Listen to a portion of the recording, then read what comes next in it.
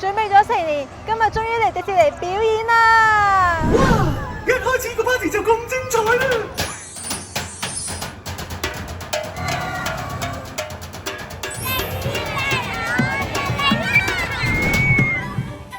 ！Hello， 大家好，我係文文，我係一位小提琴手，而家仲讀緊博士，同時我亦都係一位小提琴老師，喺澳門教住一班好可愛嘅小朋友。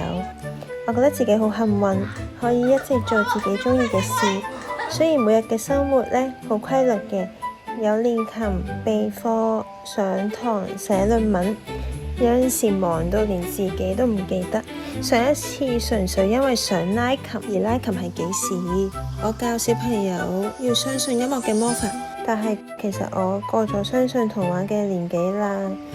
細個嘅時候，我都係一個發住公主夢嘅妹妹仔，幻想有一日可以企喺城堡前邊拉我摯愛嘅小提琴。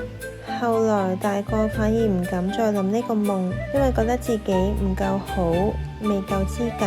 直到我成為咗老師，睇住我嘅學生一個一個咁努力練琴，我喺佢哋嘅眼睛裏邊睇到當年嘅自己，嗰個單純相信夢想嘅文文。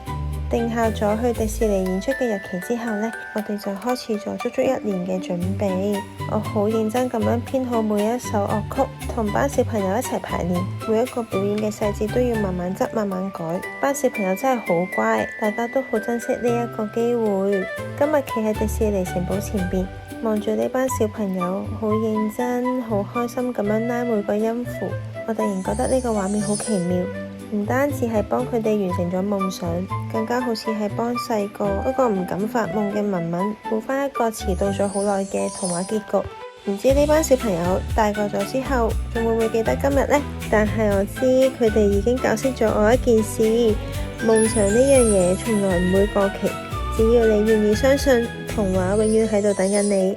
或者以後佢哋聽翻某一首歌嘅時候，就會話：呢首歌我喺迪士尼拉過啊！